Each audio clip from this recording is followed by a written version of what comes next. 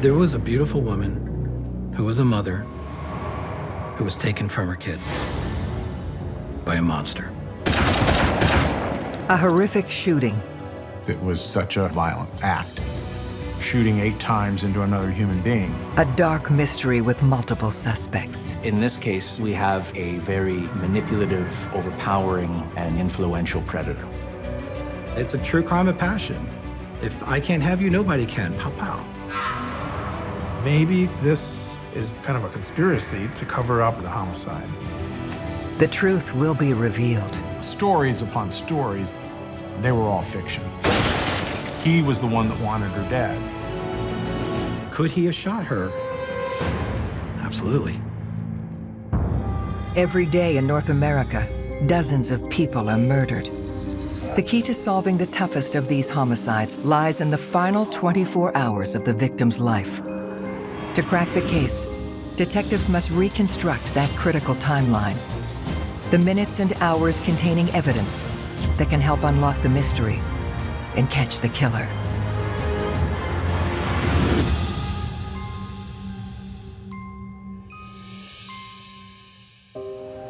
Pinellas Park, a small city just outside of Tampa, Florida, known for its easy proximity to beautiful beaches and lush greenery. You have your wealthy elite, you have your folks that are just getting by. Florida in general is a very transient state, but most of these people were here for generations. I don't think Pinellas Park sees the type of crime that we see in Tampa. It's a fairly peaceful community. I would say the most common type of criminal activity in Pinellas Park is drunk driving, then your occasional car break-ins. It's certainly not the murder capital of the world or anything like that. It's the day after the 4th of July, a Saturday night, and neighbors report hearing firecrackers just after 11 o'clock. It's a weekend. So 4th of July weekend, you're gonna hear fireworks and stuff going off for like 2 or 3 days. The sound doesn't draw much attention until one resident discovers the pops are not celebratory. Troy indicated that he had heard what he believed to be firecrackers. When he went outside to see what it was, he noticed the garage door was up, and he saw his girlfriend, Sandy, bleeding profusely inside her car.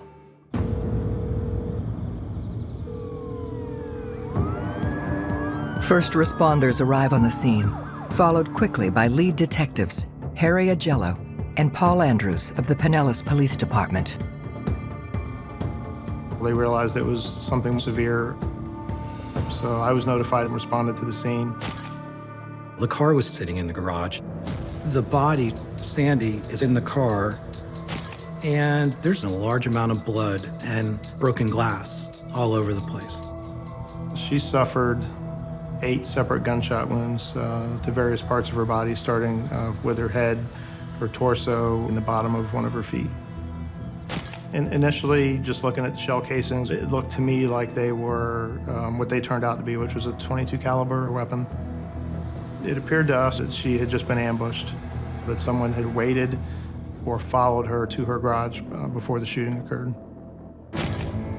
The victim is 37-year-old Sandy Roso. She's rushed to the hospital but dies on arrival, and the case is officially declared a homicide. In this particular case, it was such a horrendous act. You know, shooting someone 8 times, that is overkill. Gunshot wounds can tell a certain story by their placement and by their number.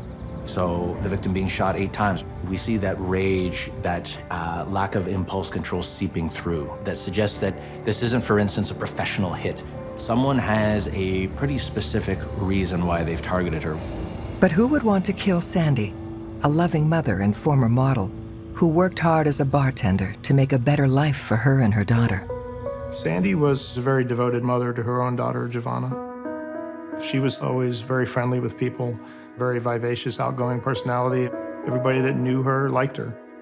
What made this shocking was the fact that a young lady was ambushed in her garage for no apparent reason at the time, just coming home from work. Detectives must now solve Sandy's murder by focusing on the last 24 hours of her life, starting with the crime scene. Her purse was intact, her wallet was there. No items were found to be missing. This was not a random act of violence. This was not a robbery. You don't shoot somebody 7 or 8 times to rob them. You shoot somebody 7 or 8 times to make a point. This was personal. The detective's top priority is to speak with Sandy's live-in boyfriend, Troy. Well, oftentimes when someone is a victim of a homicide, it's someone very close to them or who knows them that's the suspect. Troy must know something. He knows this woman intimately. But when police first try to talk to Troy, he's nowhere to be found. We were told that he'd left the scene. The patrol officers on scene thought it was unusual that Troy had left. We find out he went right to the hospital. But that raised a red flag with people because he wanted to lock the house up before he left. Well, that's a little odd. You've got a crime scene. You've got all these police here. This is the safest address in Pinellas County when you've got 15 cops here. What do you need to lock your house up for? Troy's just focused on locking up the house. Why? What does he want to prevent people from going in to find? But at the same time, it could be a response of someone who is confused, is probably scared to death. And what do? We batten down the hatches. Either way, that immediately is suspicious and needs digging into more deeply.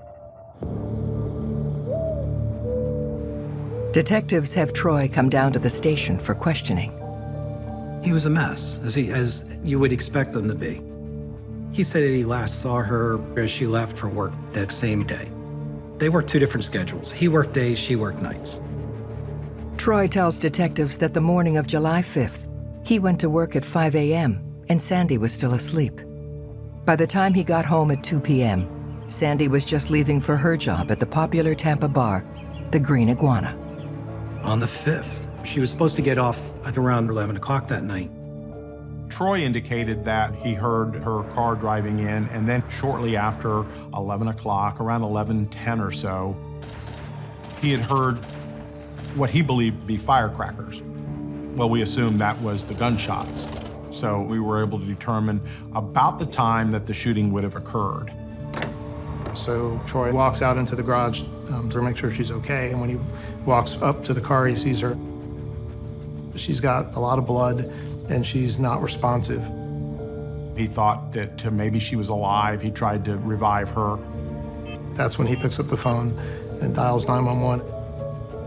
He was doing everything right that a victim or a witness does. But he was our suspect. He was our #1 suspect. Troy is still the first guy there at the scene, and he knows her way better than any of us do. So, we really need to focus on him and find out if he's the shooter. Police then asked Troy about his relationship with Sandy. He described a relationship as a romantic one. He was in love with this woman. Troy is telling us she's beautiful. She's got a daughter who's absolutely wonderful. He adored her daughter. Troy was very happy with the relationship he had with her. He believed that they were going to get married. They just hadn't set a date sometime in the future. I asked him, why would somebody kill Sandy? Is she involved in something else? And he says that, yeah. She said that anything ever happened to her, you need to go find Tracy Humphreys. According to Troy, Tracy Humphrey is a dangerous ex-boyfriend of Sandy's, who assaulted and raped her after she broke it off.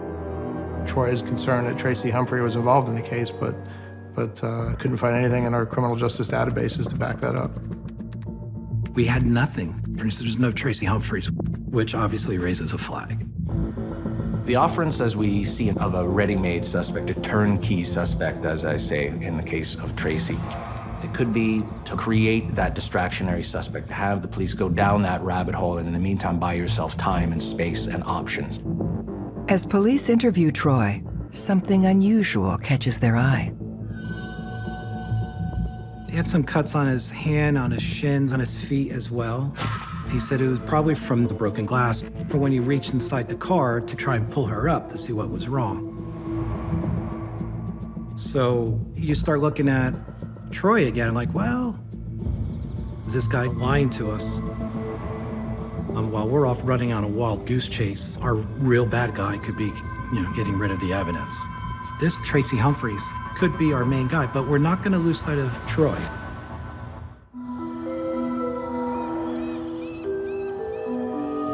In the murder of Sandy Roso, detectives reach out to friends and family, hoping they can fill in the gaps of her final hours alive. It's always difficult to talk to a loved one after someone that they love so much was taken from them. They can't understand how anyone could do such a violent act, shooting 8 times into another human being. Sandy's mom was devastated. She was crushed. She described Sandy as happy-go-lucky, fun, friends with everyone. We assured Sandy's mom that we're going to seek justice. We're going to try to find the person that did this and bring them to justice. Investigators asked Sandy's mom about Sandy's relationship with the father of her daughter.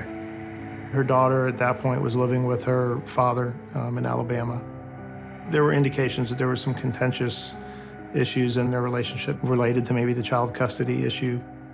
Jesse, the father of the child, currently was supporting the child, and he might want sole custody. He might want to be the only parent involved in the child's life. So he might be a potential suspect. Lots of murders are committed over child custody. Emotions run high when children are involved. We're going to do everything we can to find out if he was involved or not. So another detective and I drove up to Alabama to meet with him. Jesse, when the detectives talked to him, there was a level of arrogance. Why are the cops here? Why it couldn't have been him? Detectives take Jesse down to the local police station for questioning. He said he would never do something like that. He said Sandy had a large part in her daughter's life, taking her on vacations, flying up there to visit her as often as she could. Investigators look into Jesse's whereabouts on the night of July 5th, when Sandy was killed. He said that night he was at home watching movies with his daughter and his girlfriend. And at about 1 o'clock in the morning, he got a phone call. And that phone call informed him that Sandra had been shot and Sandra was dead. To confirm his story, investigators need more information from Jesse. We got DNA from him, fingerprints from him, and of course, phone information.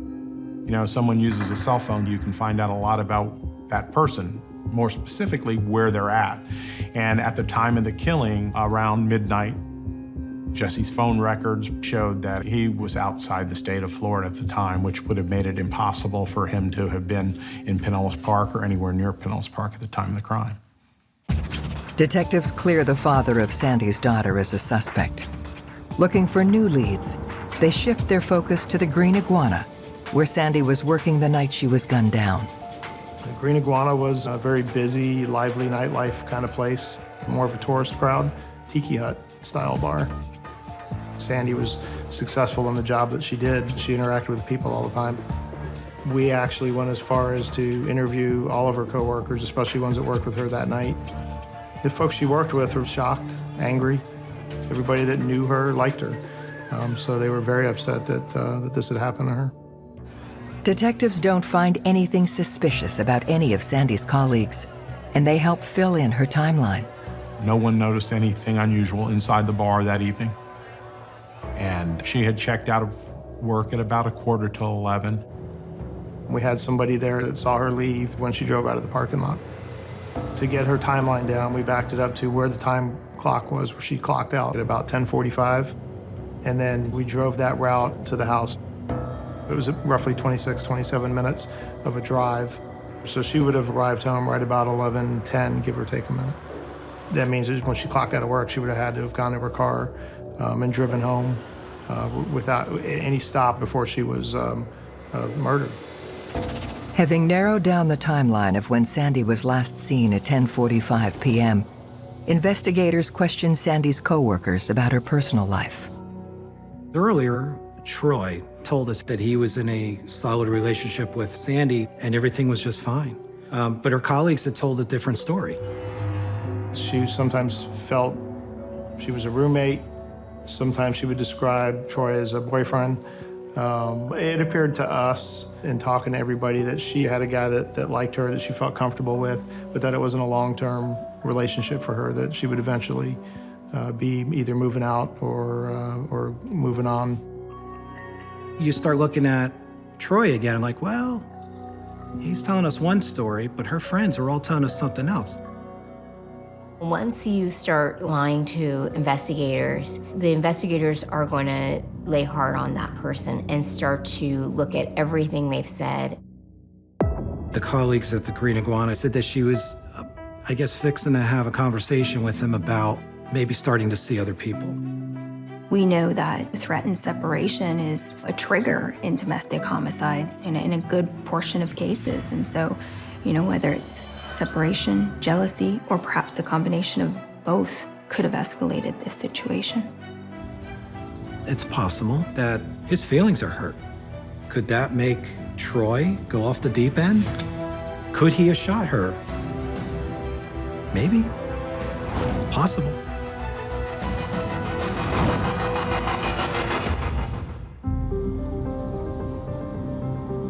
Detectives are looking closer at Sandy's boyfriend, Troy, as the prime suspect in her murder. Sandy had indicated to people at the Green Iguana, where she worked, that she loved Troy, and she was very thankful that he provided stability, but probably wasn't in love with Troy like Troy would have liked. He's either A, completely in the dark, or B, caught on about it, and maybe that could be a motive to kill her. True crime of passion. If I can't have you, nobody can. Pow, pow. Detectives question Troy again about Sandy's murder. He's very distraught over this, but he's cooperating. Sometimes if you're staring at the face of evil and they really want you to think they are not it, they may cooperate 110%. I don't know if we're dealing with a sociopath, a true actor, or if he really is absolutely has nothing to do with this. With Troy in their crosshairs, detectives look for any evidence connecting him to Sandy's murder. We searched his car and his house, and there was no gun, no blood, nothing that at that point there really stood out as suspicious. Detectives confront Troy about his relationship with Sandy, telling him that coworkers painted a picture that was less than perfect. He was in a state of shock. He felt the relationship was maybe more serious, and she felt like it wasn't, but he didn't know she felt that way yet. Even though Sandy may have been preparing to leave him, Troy claims it didn't change his feelings for her. I think I do think he felt very devoted to her. That's the way he exhibited it to us. Even if Sandy's point of view of the relationship was way different than his, Troy was in love with this woman. And everything about her that he talked about was in a very loving and nurturing manner. Detectives revisit the timeline to confirm Troy's story. Here, establishing a time frame is important. We know what time she clocked out, what time he calls 911. Those are your two constants. Those are your two things that you can say, okay, this is definite. We have a time card, we've got a 911 call. Sandy arrived home right about 11:10. That would confirm his story of when he heard the shot and him coming down to the garage and finding Sandy and then making the 911 call. At this point here, everything that he told us, everything that I saw, everything that I observed about him, it seemed to be consistent with somebody that just lost or just saw the love of his life being, shot to death in a car and her blood everywhere. Law enforcement eliminated Troy as a suspect as having been involved in the crime at all. With Troy cleared in Sandy's murder, the investigation hits a roadblock. We're frustrated. Who else would have had the motivation to have this done? Who would kill her? She's a mother, trying to put money away and really have a successful life.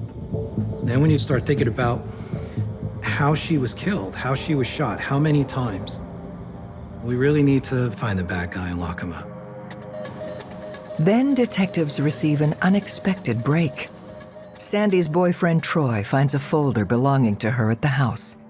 He believes it's filled with important information. Troy gave detectives a folder that proved to be pretty valuable because they were the words of Sandy.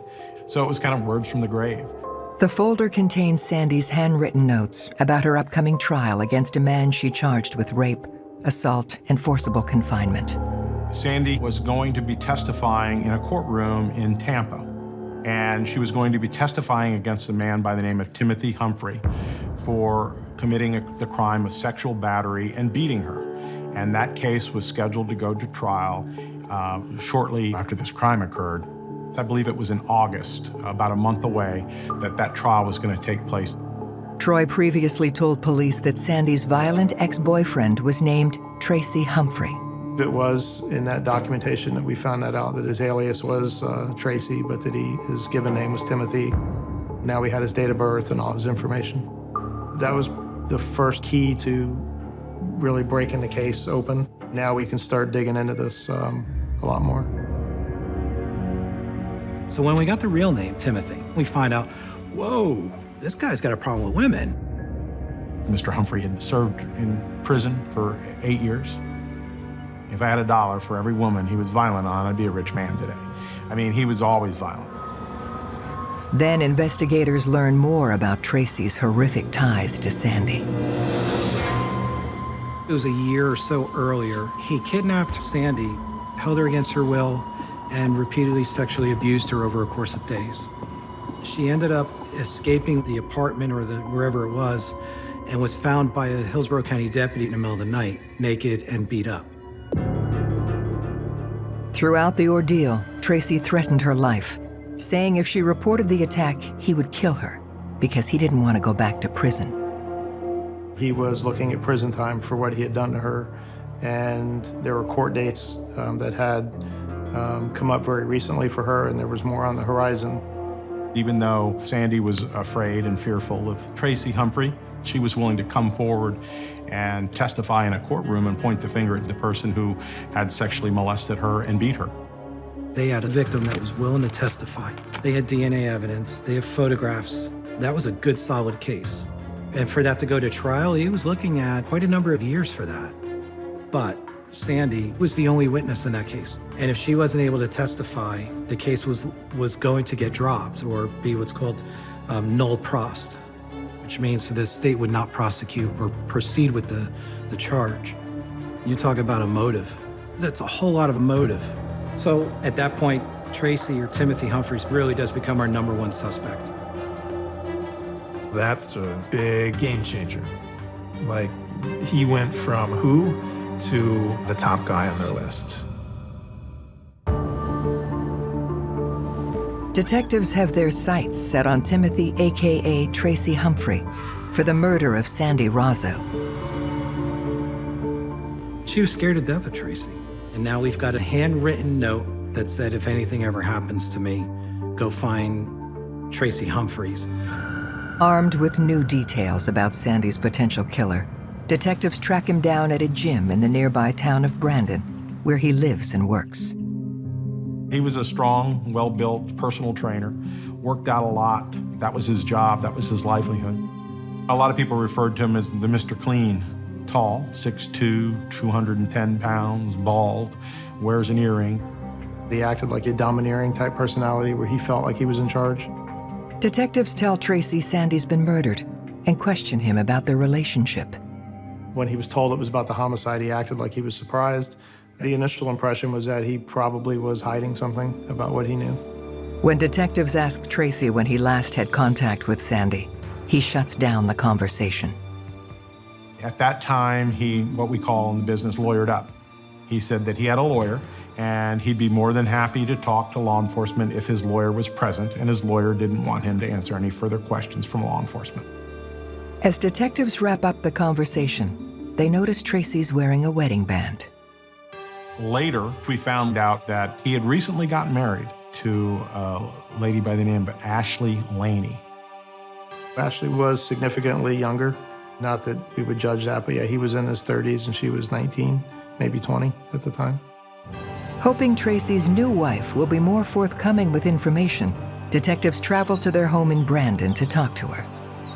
When they went in to speak to her, she appeared to them to be nervous, but she did indicate that they had gotten married on July 4th. The day they got married was the day before the homicide occurred, and so that was very interesting to us.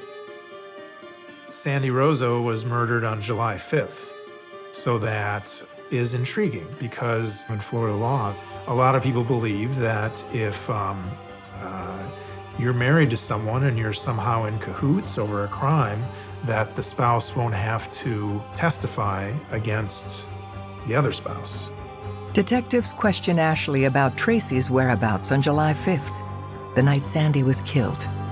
She indicated, of course, that she knew nothing about the crime, knew nothing about Sandra being shot. The fact that Ashley and Tracy get married the day before this murder, to me, is compelling, and to me, that's a red flag. At that point, anything they say to each other is protected by the covenant of marriage, which immediately makes investigating and then later prosecuting that much more difficult. When police talk to Ashley, she willingly gives them her alibi for the night Sandy was murdered. She told the detectives that on the night of the homicide, at 11 p.m., they were home together watching a movie, having pizza. And she said that they had a friend named Toby White who had come over and visited them at the house that night. Then, in the middle of being interviewed by police, Ashley receives a phone call from her lawyer. Tracy was very quick to have a conversation with what we believe was his attorney and have her tell Ashley that she did not have to cooperate. In fact, the detectives could hear the voice on the phone telling her exactly what to say to the detectives. So it was very, very suspicious. Then, another surprising interruption. Much to everyone's chagrin, Tracy showed up, and it was very clear that he was trying to get her to shut up and not talk. He appeared to the detectives to be angry, frustrated just in his demeanor, through his body language and the look on his face. That sort of got some gears turning in the detectives' heads that maybe there was a conspiracy to cover up what had happened with Sandy Roso, and perhaps was connected to the homicide. Even though Ashley is no longer talking, the detectives have gained an important new lead. Ashley and Tracy, Humphrey's alibi for the night of Sandy Roso's murder was pizza. So, we went to the pizza restaurant, found the driver, found the ticket for it. The pizza was ordered using Tracy's cell phone on July 5th at 10:49 p.m. and delivered 15 minutes later. The driver says that, yeah, I remember this guy. Gave me a $20 tip for a $12 pizza. Oh yeah, I remember, guy, bald, big guy, yeah, no doubt. Other than just pizza, he got his alibi delivered to law enforcement. With Tracy's alibi placing him in Brandon, 40 minutes from the crime scene, detectives determine he can't be the killer. That had to take the wind out of the sails of the detectives a little bit because they were like, oh, we thought it was him. It fit. It's always disappointing to have a setback like this one involving the alibi that ends up being firmed up. But at the same time, you need to be able to rebound and consider all possible options. In this case, what else is going on involving Ashley? And is she then the weak link that police need to be focusing on? When detectives look into Ashley's background, they find an incident that piques their interest. She'd been a pretty good student. She'd been a pretty good kid. She didn't have a criminal history, and she didn't have any problems. But we found out that she had reported her car as being stolen, and her car had shown up in a street in Tampa and had been put on fire. Law enforcement had got a call from a fire investigator with the State Fire Marshal's Service, who had found it very bizarre that the car had been found torched. It's an arson. It's not hard to tell when a car's been burnt up with arson. There's usually quite a bit of evidence left behind that indicates that it was an accelerant used. And in this case, it was quite a bit. Police look into the arson and learn that the same day that her car was found on fire, Ashley visited a firing range in the Tampa area. Ashley Humphrey, we found, had been at a firing range. She had been there with Timothy Humphrey, and she had been learning to shoot a .22 caliber type of weapon. It was important information because we knew the type of gun that was utilized to kill Sandy was a .22 caliber. Now dots start getting connected. To learn more about Ashley and how she might be involved in Sandy's murder, detectives talk with her family. What was really interesting was when they met with Mom's boyfriend, he says that he loaned Ashley a handgun, which happened to be the same caliber as the type used in the homicide, a .22 caliber, and he'd been asking for her to give the weapon back, and she hadn't yet returned it. We felt strong that we were on the right track, but you have to be careful in any investigation, but particularly homicides, that you don't get thrown off. Then, Ashley's mother provides detectives with an even more shocking piece of information. We were told in an interview with Ashley's mom that Ashley had told her that Sandy had been killed and Sandy was shot 8 times. Now that information was very important to law enforcement because no media had indicated 8 shots. That was never told to anyone, so that was an information that only law enforcement knew about and the shooter would have known about. You know, as we start putting the case together, it's obvious that Ashley's involved, but there would be no reason for her to want Sandra dead, but for the case against Tracy. Detectives then uncover crucial information that confirms they're working in the right direction. So we got the phone records from Timothy Humphrey. We got the phone records from Ashley Humphrey. And we were able to determine that Timothy Humphrey's phone during the time of the crime was bouncing off a phone tower right near his Brandon residence. While the cell phone records confirm that Tracy is where he said he was, the same can't be said for Ashley. The cell phone records blew apart the alibi of her being at home all night. Ashley's phone was being utilized outside the Green Iguana at about 4:30. Her cell phone is telling them that she was right there. Not only that, but she was active on the cell phone. She called many times from the parking lot. And who was she calling? Tracy. Then at about 10:45, that cell phone started to move once Sandy started to go home over the bridge into Pinellas County and bouncing off towers right outside of Sandy's house. There she is, going closer to Pinellas Park, ping, ping, ping. And then when she gets to the house, ping again. I think we got her. Tracy Humphrey's wife, Ashley, is now the prime suspect in the murder of Sandy Roso. But detectives don't believe she acted alone. Phone records pointed to the fact that Tracy Humphrey was involved. Tracy Humphrey had the motive. He had the desire. He had the will. He was the one that wanted her dead. I think one question we have in these sorts of cases where there's a male and a female co-conspirator is that what role did Tracy play? What role did Ashley play? Did one influence the other?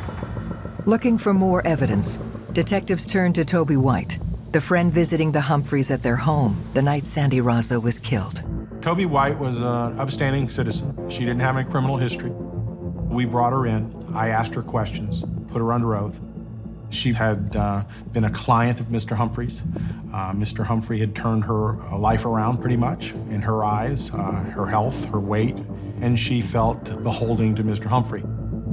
Police asked Toby where she was the night of July 5th, and she confirms Tracy's story, saying she was at the Humphreys' house from 9:30 p.m. until midnight. So initially, Toby gives a statement of her being at the house with Ashley and Tracy, and they did have a pizza delivered. But we also have the cell phone records now, and realize that's not possible. Ashley was not at the house at the time. We told her, basically, we didn't believe what she told us. Lying under oath or on a sworn statement is perjury, a federal crime, and Toby could go to jail. She would be facing criminal charges for perjury for lying, so she did recant and tell the truth as to what had occurred. Toby White's news story was that she did not see Ashley that evening, and she did not see Timothy Humphrey that evening, and she gave that false alibi because Mr. Humphrey had requested her to do so. In hindsight, she realized that Tracy and Ashley were lying to her about what occurred and their involvement in the homicide. On December 18, 2003, Ashley Humphrey is arrested for the first-degree murder of Sandy Roso. Without enough hard evidence linking Tracy to the crime, Investigators charge him instead with a federal firearms violation. Timothy Humphrey was a convicted felon, and he couldn't own firearms, couldn't use firearms, so he would be unable to go to a firing range and handle the firearm. So we decided to arrest Mr. Humphrey on those charges, and he was held in custody in Hillsborough County. We wanted Mr. Humphrey to be separated from Ashley Humphrey. We wanted Mr. Humphrey not to be able to influence her. With Ashley now in custody and away from Tracy, detectives are hoping she'll give them more information about the crime, but she won't talk. When you have a character like Tracy, I don't think you can underestimate the kind of power that he could wield over Ashley. He had a past where he had been violent, and you have to wonder if Ashley did this because she was afraid of him. Detectives dig deeper into Tracy's past, hoping to find some information that could compel Ashley to talk. You know, stories upon stories that he told her, they were all fiction. We found out that Tracy was bisexual. Tracy had been in a relationship with another man, and Ashley knew nothing about those type of things. And she began to see that perhaps her whole relationship, the marriage and everything else, was all built on lies. Of course, you're sitting in jail. You have to be wondering, have I been manipulated? And then all of a sudden, you learn that this guy who you're taking the fall for, that you could go to prison for the rest of your life for, has been cheating on you. So that was the final straw. Stunned after realizing Tracy is not who he said he was, Ashley confesses to Sandy's murder and tells detectives where the murder weapon is buried. We found the gun, which wasn't far from where I believe her mother lived. That's northeastern Hillsborough County. Once Ashley starts talking, she reveals key information. From day one, Tracy convinced Ashley that he loved her, and if they were to spend their life together, his problems with Sandy would need to go away, or else he was going to go to prison because he was being falsely accused, he said. Ashley also admits she tried to kill Sandy once before. The first attempt was several weeks earlier. Ashley's goal at that point there was to shoot Sandy as she left the bar. Ashley was zeroing in on Sandy, and she pulls the trigger, and then realizes that the bullet went through her mirror on the car. Well, that's going to be evidence. So Ashley and Tracy, in order to make the evidence disappear, had the car taken to a vacant lot, where they set it on fire. As more and more evidence reveals Tracy's connection to the crime, police now feel confident they have enough to charge him for murder. She was his firearm. Tracy pointed Ashley in the direction of his problem, which was Sandy, and she pulled the trigger. We wanted Tracy Humphrey. He was the person behind this crime. But for Tracy Humphrey, Sandy would be alive today. But for Tracy Humphrey, Ashley would have never done this crime. The power dynamic in Ashley and Tracy's relationship underscores something called the Svengali defense. And this is a term in reference to the literary character Svengali, who's able to hypnotize and put sort of younger, naive women under his spell. And in this case, we have that exact scenario. Someone who, on their own, would never have committed this crime and was essentially duped into committing this crime by a very manipulative, overpowering, and unduly influential predator. From Ashley's full confession, investigators are able to piece together Sandy Roso's final 24 hours. It took a lot to put this case together. Every little thing is a small piece of a very large puzzle. On July 5th, the day of the murder, Sandy starts her shift at 2:30 p.m. As she works the bar, Ashley drives to the Green Iguana at 4:37 p.m. and lays in wait for Sandy in the parking lot. She had the .22 revolver at this time, the gun that she had borrowed from her stepfather. Tracy was directing her during that period of time. There was a substantial number of phone calls between the two. Ashley had waited outside the bar until Sandy was done with work. Sandy pulls out of the parking lot at 10:45 p.m. And Ashley follows Sandy home. Sandy gets home at 11:10 p.m. and pulls her car into the garage. Ashley enters right behind her.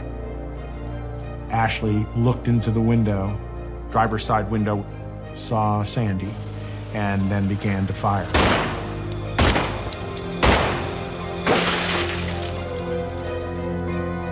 Sandy was trapped. She couldn't get out of the car. She had put up her feet against the window, backing up towards the other side of the passenger side. Ashley continued to shoot and emptied the firearm, shooting her 8 times. Tracy had told her, make sure that you look in her eyes and you can see that she's dead. And indeed, that's what she did. After she kills Sandy in cold blood, the first call Ashley makes is to Tracy. She said, "It's done. Now can I have my pizza?" I mean, seriously, she orders a pizza. She just whacks a girl, pumps 8 rounds into a girl, and wants a pizza. Really? With extra cheese. He had told her that it's too late, I already ordered the pizza. Psycho. In exchange for her cooperation, Ashley makes a plea deal, 25 years in prison for her testimony against Tracy Humphrey. We would have loved to have prosecuted Tracy without giving Ashley a deal. Everybody has asked me, what do you think of her getting 25 years? Be honest with you, she should be life imprisonment. A jury finds Tracy guilty of murder and sentences him to life without parole. Tracy Humphrey was a controlling and violent person who thought he could get away with murder. He'll spend the rest of his life in prison, and he'll die in prison. And that's what I think all the family members and everyone wanted. The part that stays with me is the bravery shown by Sandy Roso and the chance that she took to see that Tracy Humphrey was prosecuted, knowing that it perhaps would put her at risk, but that she didn't want to see other women victimized like she had been. One thing that I think is really important to remember about this case is Sandy Roso died a hero. And in many ways, I feel, very inspired by that. In some ways, I feel very sad. There was a woman, a beautiful woman, who was a mother, who was taken from her kid by a monster. And my heart breaks for her family. My heart breaks for her daughter.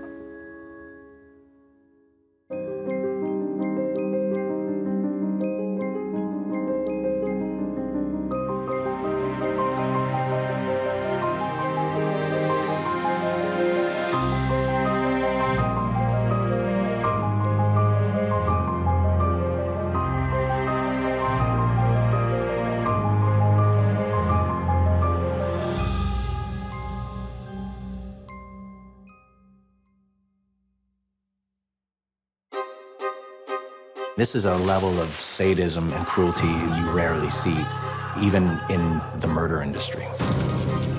That poor man suffered terribly. A cold-blooded attack in broad daylight. He looked like a candle that had melted. Everybody was incredulous that something like this could happen in good old Lauderdale by the Sea. Who douses somebody with sulfuric acid? A victim adored by almost everyone. Somebody wanted to send him a very severe message. He's wanted by the FBI. Listen, I was in his face, and he just denied it and denied it and denied it. The truth will be revealed. Everybody wanted to save his own skin, and they often say it's a race to the courthouse. Whoever gets there first gets the best deal. Every day in North America, dozens of people are murdered. The key to solving the toughest of these homicides lies in the final 24 hours of the victim's life. To crack the case, detectives must reconstruct that critical timeline. The minutes and hours containing evidence that can help unlock the mystery and catch the killer.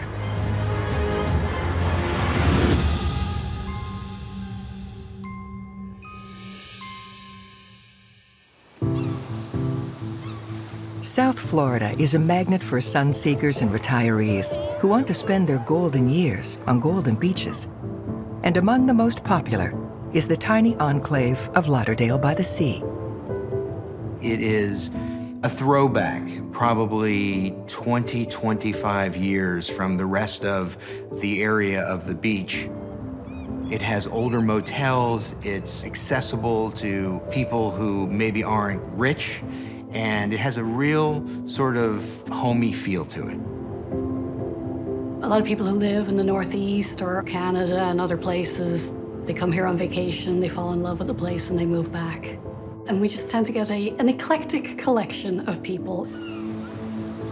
In Lauderdale by the Sea, you don't hear about a lot of violent crime. It would be just mainly property crimes, maybe some burglaries. For the town to have a homicide is very, very uncommon. But on Sunday, July 9th, 2000, Lauderdale by the Sea's peace and tranquility is rocked by a sinister act of violence. It's a bright, sunny day. It's, the kind of afternoon where people are getting their errands done or they're getting ready for the week ahead.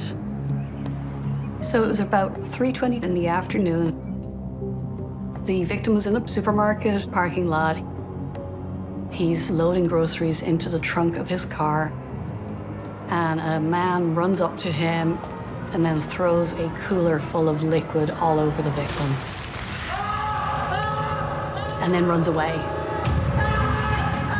The victim is in extreme pain. He is yelling. He is in extreme distress. He ran back into the grocery store. They tried rinsing him with water. His body was covered in burns. He looked like a candle that had melted. 911, do you need police, fire, medical rescue? Yes, we need the fire department here. And what's wrong there? We have a guy that's here that has acid all over him and he's bleeding. Acid? Mm-hmm. He is flown to a burn center in Miami. He's placed into a medically induced coma, and he never comes to again. The victim is 63-year-old Rudy Huda, a retired Air Force captain who managed an oceanside resort in the town. It was just so bizarre to think that somebody in Rudy Huda's life had a grudge against him.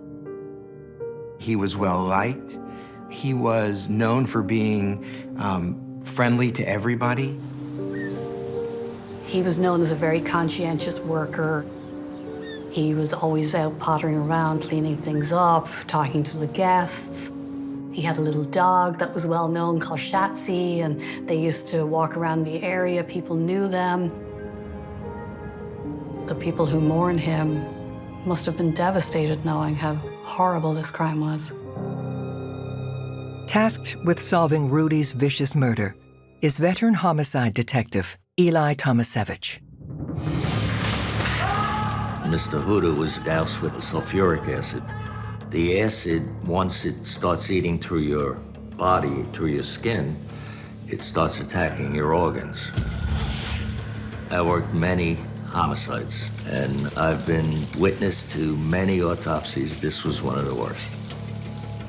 That poor man had probably suffered terribly. As reporters, we're accustomed to murders that involve guns and knives and beatings and, fights that get out of control, but acid takes it to a whole different level. Regardless of motive, this is a level of sadism and cruelty that fortunately you rarely see, even in the murder industry, and even in South Florida. It was such a horrible murder that I was determined we were going to find whoever did this, at least to find out why. To catch the killer, Detective Tomasevich will need to piece together the final 24 hours of Rudy's life. Speaking with his wife was just a normal day. He was working around the complex, and I think it was about 3 o'clock in the afternoon when his wife sent him out to do some shopping. We got surveillance videos from the grocery store, which really didn't help much because most of the videos were from the inside of the store. And that was when Mr. Huda ran into the bathroom and was dousing himself with water. So as far as the suspect themselves, we really didn't have any video on them. I spoke to 2 eyewitnesses. They said that around 3 p.m., Mr. Huda went into the supermarket to do his shopping. When he came out, it was around 3:22. He went to put his groceries into the car, and that's when a white pickup truck came along. A white male came out with a cooler. The witness said it was an igloo cooler, like they use on construction sites. This guy came up and called Mr. Huda's name. So he would turn around and then doused him with the acid. One of the witnesses, she gave us a pretty good description. White male, he was in his 30s. He was 6'2". He had no shirt on, but he had white pants. They were like painter's pants. There was another person with him who was driving the pickup truck, but nobody could describe the driver, you know, because he was in the vehicle. Nobody really got a look at him. Someone is driven to the scene, called out the victim's name, attacked the victim and only the victim, and then fled the scene. This speaks to this whole thing being very organized, very premeditated. On top of that, not only is it organized and premeditated, the weapon used reflects a level of personal motivation the way few other targeted attacks do. But what would motivate such a barbaric attack on a man as well-liked as Rudy? I thought maybe he might have been cheating because it was just the type of a crime that whoever the suspect was wanted to cause pain. It wasn't like, you just want to kill somebody. So we started looking at whether he had a girlfriend, there was a husband someplace that was angry or something like that. But according to Edith Huda, the wife, she had a perfect marriage. They were very happy together. So we went on to other things. As Detective Tomasevich scours Rudy's background, he discovers that Rudy did have one potentially dangerous vice.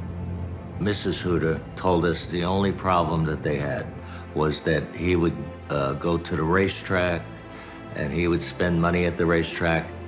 And I guess he tried to hide whatever he was spending. So when she told us about that, naturally we figured maybe he was borrowing money from organized crime. Maybe he owed bookmakers, money from his betting. Because somebody out there wanted to send him a very severe message. Rudy Huda, a resort manager, was the victim of a fatal acid attack. To find his killer, investigators look into Rudy's gambling habit as a possible lead. People speculated that perhaps organized crime was involved because the crime was so horrific and so targeted. It was something that was targeted towards a very specific individual. It didn't seem like maybe this was going to be randomly happening to other people. It's incredibly difficult to find the killer if it's a professional job. So these are weird cases because investigators, they're clearly looking for the person who's doing the killing, but that person is not connected by motive. They're connected by some form of money because it's a contract killing, and that can be very difficult for investigators to put the pieces together. We spoke to a few bookmakers in the area that we knew existed. Nobody really knew Mr. Huda. Nobody really admitted to seeing him at the racetrack. Friends said, yeah, he'd like to go to the racetrack, but they didn't know of any involvement with any of those organized crime type of people. Ruling out a link to organized crime, the investigation shifts to the resort Rudy managed and the possibility that someone connected to his job had something to do with his murder. In the field of victimology, one of the things you always look at is the victim's background. Who they knew, where they've lived, their lifestyle, but most importantly, their occupation.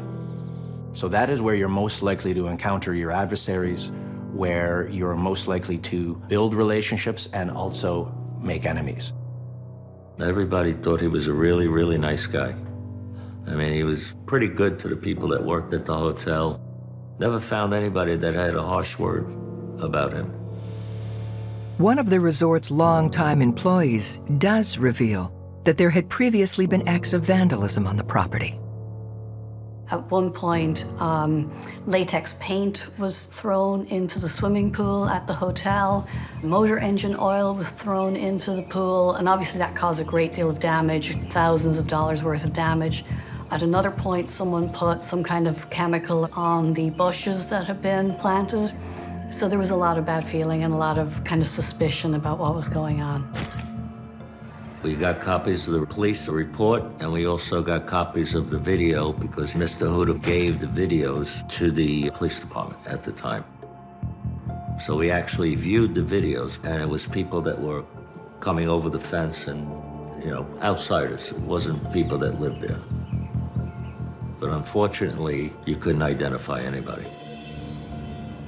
The reports of vandalism are a significant lead that investigators pursue further. The police met with and talked to people from the Lauderdale-by-the-Sea Board of Commissioners, and they were the first ones who indicated to the police that there was some animosity going on between the apartments across the street and Mr. Huda's resort pertaining to access to the beach and visibility to the beach. When we found out that there was problems back and forth, we went back to speak with Mrs. Huda. I said, is there anybody that you can think of that would have hard feelings towards your husband? She says, the only thing I can think of is that condominium across the street. She says they used to argue over the fact that Mr. Huda put up shrubs and you couldn't see the ocean or the beach area. There had traditionally been some kind of agreement between the owners of both sides that they could all have access to each other's properties.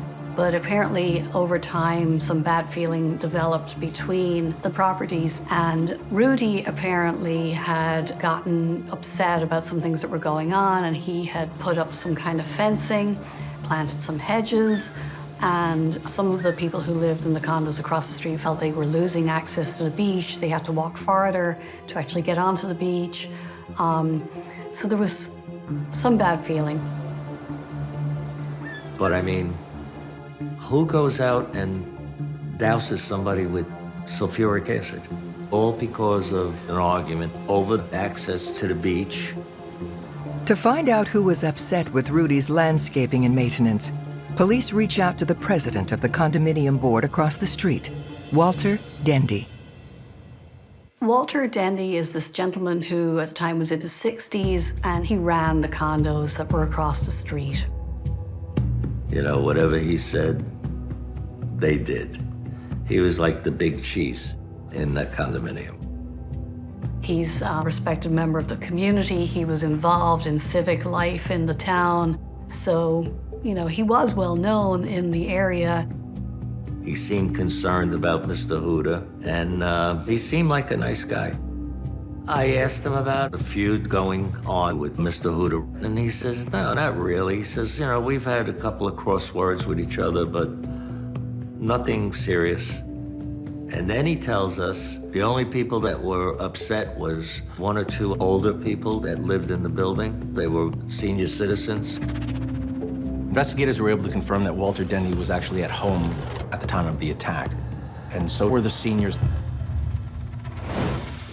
Never mind the fact that crimes of this magnitude, that are this horrifically violent, tend to not be in the wheelhouse of most senior citizens. On top of that, consider the fact that witnesses also described a much younger, taller male as being the one responsible for throwing the acid. Their initial canvass bringing up little for them to go on, investigators appear to have hit a roadblock in their search for information leading to Rudy's attacker and a motive. It's frustrating, but listen, I've worked so many murder cases, and we've had a lot of frustrating things go on. And you just keep plugging along. When these murder cases happen, you're out there sometimes for 2 days, 3 days before you ever see your house again. But if you don't keep going, you're not going to solve a lot of these cases. And we were going to solve this one way or the other. Hoping someone out there knows something about Rudy's murder, investigators reach out to the public. In any investigation like this, where you're the police and you're not completely sure of the story that you have, it's always advantageous to release some information to the public because you're likely to find people who will come forward and fill in some of those gaps. We started to put out a lot of media coverage as far as trying to get people to call in with any information, and we started getting a lot of tips coming in. Among the tips they receive, one in particular is promising. We finally got a tip that said that the person that was involved with this used to hang out at a bicycle shop in Fort Lauderdale. So we went down to the bicycle shop. We spoke to the worker there, John Alexander. He really didn't want to give up much information. But then Detective Tomasevich makes an important discovery. The bike shop employee owned a white pickup truck. When detectives realized this, they became very interested because the person who had attacked Mr. Huda had escaped in a white pickup truck. This was a very good lead for the detectives, but there was a problem because the bike shop employee didn't match the description of the person who actually carried out the attack, but he could have been the driver of the truck. Believing he could be the getaway driver in Rudy's murder, investigators questioned John, the bike shop employee, about his whereabouts the day of the fatal attack. The investigators were starting to think that this might be the best lead they'd had in the investigation so far. But when the detectives go and talk to this gentleman who worked at the bike shop, he tells them that he was working at the bike store the whole day when Mr. Huda was attacked. When we looked into it, John had an alibi. It actually panned out. We were convinced that he was not the driver. But John's still the owner of the white truck that was used that Sunday. And Detective Tomasevich questions him about whether he could have lent it to someone else. At first, he denied that he lent his truck to anyone. We explained to him that this was a murder case and that if he insisted upon holding back information, he was going to be charged as an accessory because his truck was the truck that was used to commit this crime. John finally admits to lending his truck to a friend in early July, the day Rudy was killed. John was friends with Leaky. John said he was a massage therapist, and he had a card from Leaky that had his massage therapist license on it. Then he gave us some information about a girlfriend that he had. He gave us the name of her condo where she lived. So we went to speak with her. But when investigators arrive at the home of Leaky's girlfriend, Effie, they make a surprising discovery. The detectives thought it was a little odd because she was considerably older than the suspect that they were looking at. Seemed like a little bit of an unusual relationship. In speaking to this lady, the detectives learned that she was a vulnerable person, and he took advantage of that to pay her attention and to ingratiate himself into her life and into her home. Effie tells us, he's just a nice guy. He takes care of me. He helps me with driving her places and doing things for her. Effie told the cops that he had gone off. She wasn't really quite sure where he was. He had disappeared pretty recently. And the detectives certainly seemed to think it was a red flag. When I spoke to her, the last time she had seen him was probably like a week or 2 weeks before. But she was also holding back on information. She was making it, oh, he's just a friend. I don't know too much about him. And then we started realizing there was more involved with her than she was admitting. Detective Tomasevich puts Effie on the back burner for now to take a different tack, following up on Leaky through his business card. We checked with the state of Florida. The license number on that card was fictitious. They had no record of anybody being licensed with that number. So all we knew was that he's a liar. This Leaky was sort of a shadowy character that sort of existed nowhere and everywhere in Lauderdale by the Sea. Then we started looking into his background with his name. Detective Tomasevich finds an address for Leaky in Orlando, Florida, and his first real suspect seems to be within grasp. They tracked this guy down to Orlando, thinking that this was the person they were looking for, but when they knock on the guy's door, he tells them, I've been a victim of identity theft, and this guy has been using my name. I've lost money over this. I've just been put through a whole nightmare. That poor guy had all kinds of problems financially. He had problems with his mortgage. He had problems with his house because the other Leaky was making all kinds of loans and credit cards and everything else. The guy was telling them the truth, that he had been victimized. They were able to get a photograph of this Leaky person, and when they went back to show it to the people who had seen the assailant throw the acid, that was not the person. They were able to identify. From that, they were very much able to remove the real Leaky as the possible assailant. When investigators lean on Effie for more information about her boyfriend, she coughs up a description of a 40-something guy, 5'11", with a lean build. He wasn't a 35-year-old and 6'2". He didn't fit the description of the person that threw the acid. When the description of the mystery man doesn't square with Leaky, we have to then question what role did he have. For instance, could he have been the getaway driver? From Effie, they found out that the person posing as Leaky had done some work for a motel down the street. Detective Tomasevich meets the owner of the motel, hoping he'll have information leading to the mystery con man claiming to be Leaky. The manager hired Leaky to take care of the pool and do the maintenance around there, but that's all he knew about him. As the investigation appears to be hitting another wall, Detective Tomasevich makes a coincidental observation. The owner's son, Brett, generally resembled the description of what the assailant looked like, and that led the police to believe that Brett was involved somehow, that he was the person who threw the acid. He fit the description to a T. He was in his 30s, 6'2", same type of, physical build. So we take his photograph and we put it into a photographic lineup. Now we have two witnesses. One said he wasn't sure. He says he thinks that it was him, but didn't give us a definite ID. The girl who saw the incident picks him out as the suspect. So we arrest Brett. We take him in, bring him down to the jail. We interviewed him, I don't know how many hours. They pressed him really hard.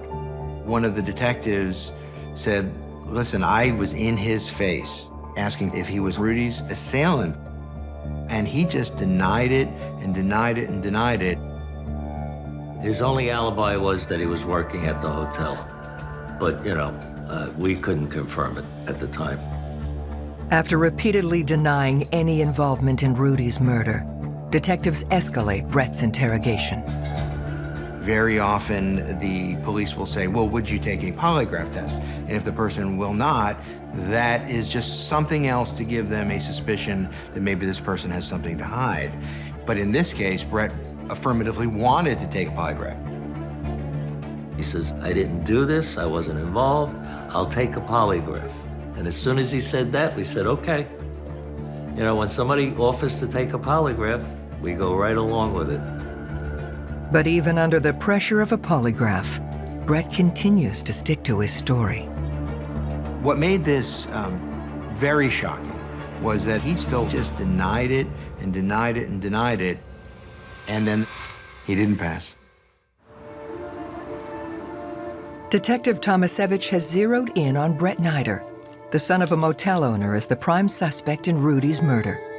He matches the description of the man who threw the acid, and he's failed a polygraph. By this time, we go into the live lineup, and as we're doing the live lineup, I see the witness, the female. She picks a Brett out of the lineup, but she's very tentative.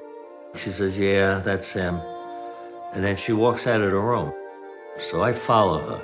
And I said, so the person that you picked, are you sure that he's the person that you saw at this, when this crime was committed? She says, no, I don't think it's him. Eyewitness testimony is sometimes not very reliable. We know that you need to build a stronger case because people think that they actually do see things that maybe have not occurred or remember details that are in fact not the case. So caution is warranted. But I think this case is just so unfathomable, so incredulous that, sometimes mistakes get made or we're forced to really re-examine our evidence and challenge our own assumptions, or else we can quickly come to conclusions that aren't founded. Despite the polygraph results, the eyewitness's inability to make a positive in-person ID of Rudy's attacker means investigators have to let Brett go. As a police officer, as a detective, the last thing I would ever want to do is lock somebody up that doesn't deserve to be arrested. It's a horror. To me, that would be the worst scenario. To have no problem locking up a guilty person, but never want to lock somebody up that didn't do the crime. There was a lot of pressure on the detectives to solve the case. So there was certainly great public interest in making sure that whoever did this was brought to justice, but nobody wanted a rush to justice. They wanted to be sure that they got the right people and that the right people went to prison for what they had done. Determined to find justice for Rudy, Detective Tomasevich knows the key to cracking the case lies in finding the man posing as Leaky. Looking for answers, he hauls John, the bike shop employee, in for questioning. Basically, we had to threaten him that he was going to go to jail because we knew that it was his truck. He admitted that he loaned his truck to Leaky, but he still gave us a very hard time as far as giving us information. So we actually locked him up as an accessory.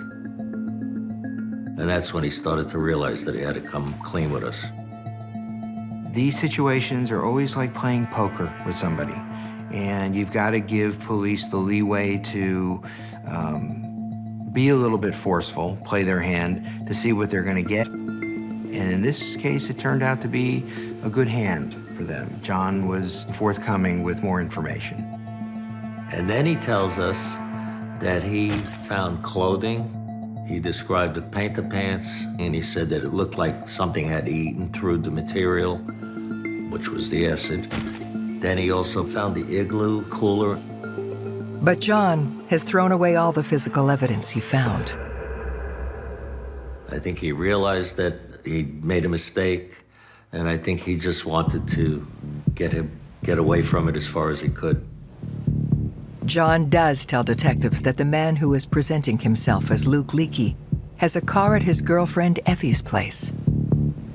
We spoke to the security there, and they knew he was not a resident there, but he had his car down in the garage. So security takes us to the car down in the garage, and we have the forensic unit come down, and they lifted prints off of the outside of the car.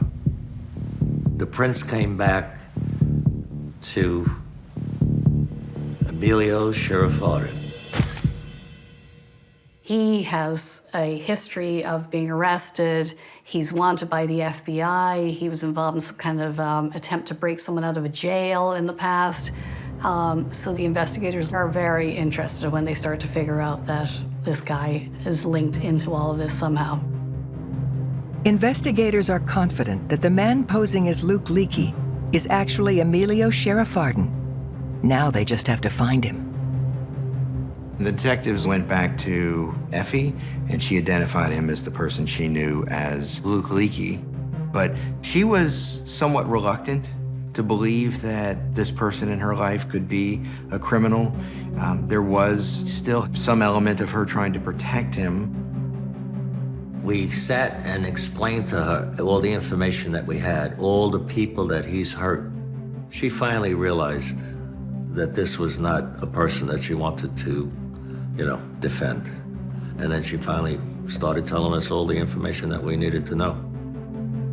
She gave us his cell phone number, and we got a warrant for that number so we could track it. And we tracked that cell phone right across the United States. We knew exactly where Emilio Sheriff-Arden was at certain times. And then we finally stopped in Palm Springs, California.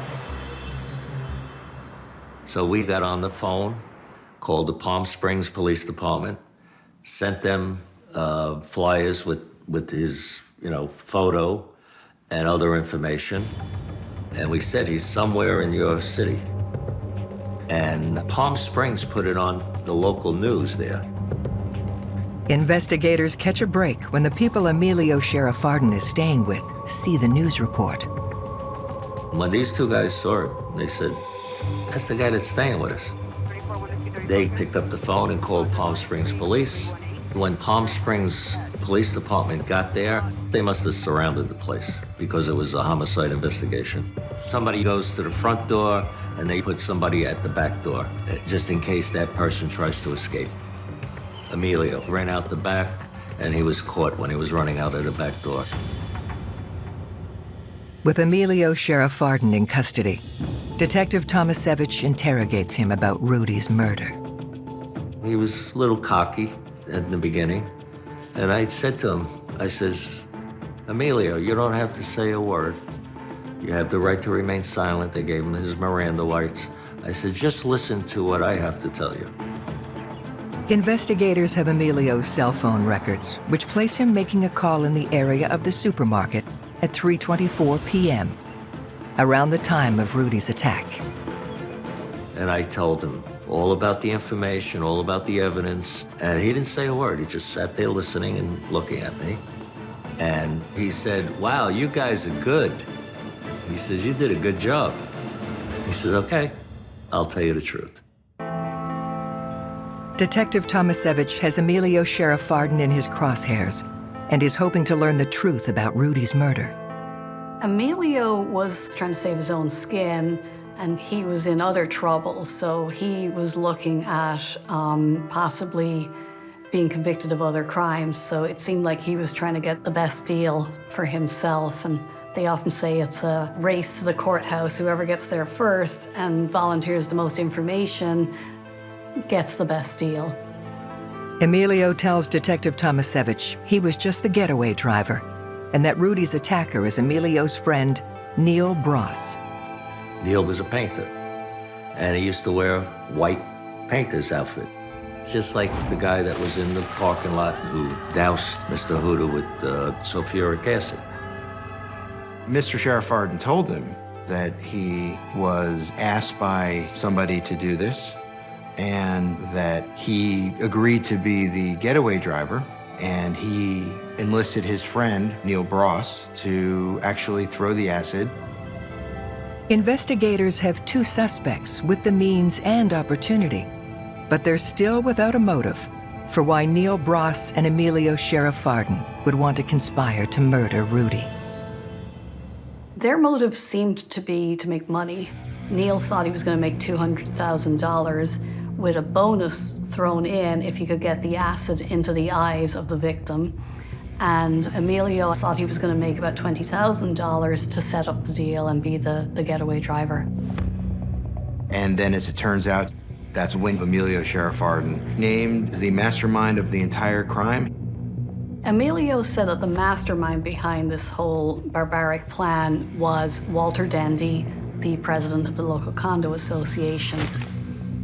Walter and Rudy had been at loggerheads over Rudy's decision to restrict access to the beach path and to plant a row of hedges that obstructed Walter's condo complex's ocean view.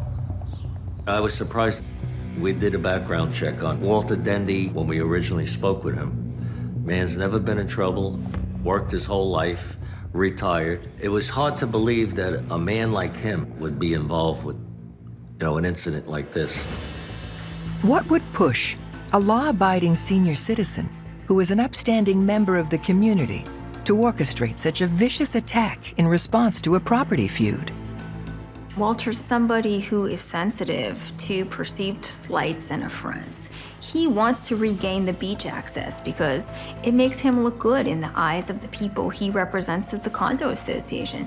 If he can't provide that, it means people at this condo need to walk the same access as the rest of the public. And this is something that if you're a narcissistic individual would be really awful and off-putting towards you. But the more he struggles to solve this problem, it's almost like this narcissistic wound continues to fester to the point that he just gets so aggrieved, he's going to resort to a plan to take care of Rudy or send him a message for good. Emilio tells Detective Tomasevich that Walter Dendy found out he was on the run using a false name and leveraged this information to blackmail Emilio into participating in the feud. Walter Dendy wanted to cause enough damage where Mr. Huda would lose his job. So this way they wouldn't be arguing over bushes and the lock on the gate and all that. Walter Dendy hired Emilio to throw the oil into the pool. Walter Dendy hired him to kill the bushes after the bushes were put in place. And then he said that Walter Dendy wanted to hire him to send Mr. Huda a very severe message with the acid. Emilio Sheriff Arden tells detectives he enlisted Neil Bross to throw the acid and that Walter Dendy promised to pay them both for the attack. But Sheriff Arden's also a con man, and Detective Tomasevich needs more than hearsay to prove his case. When the police confront Emilio, he tells them he has proof about his story. He says he and Walter actually went to the industrial supply store together on July 7th and bought the sulfuric acid together. A woman sold a barrel of sulfuric acid to two gentlemen matching the description of Emilio Sheriff Arden and Walter Dendy.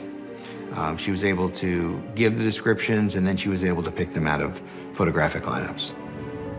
Getting the sulfuric acid was a big deal because that was clear evidence that Mr. Dendy was involved. With Emilio Sheriff Arden's cooperation, investigators are able to put together the final 24 hours of Rudy Huda's life.